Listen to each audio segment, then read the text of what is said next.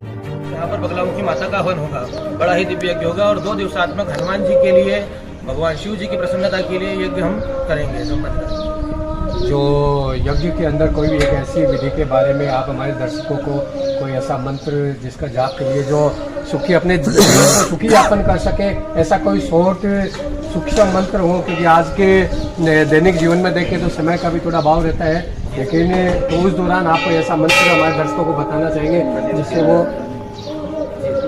देखिए साहब, हम आपसे कहना चाहते हैं कि जो गोस्वामी तुलसीदास जी हैं, उनका एक बड़ा ही प्रिय ग्रंथ है, अच्छा ग्रंथ है श्री रामचरितमानस। उसके अंदर तुलसीदास जी ये लिखकर भी गए हैं कि कलियुग केवल नाम आधारा, सुमिर सुमिर नर हो ही पारा, उतर ही पारा।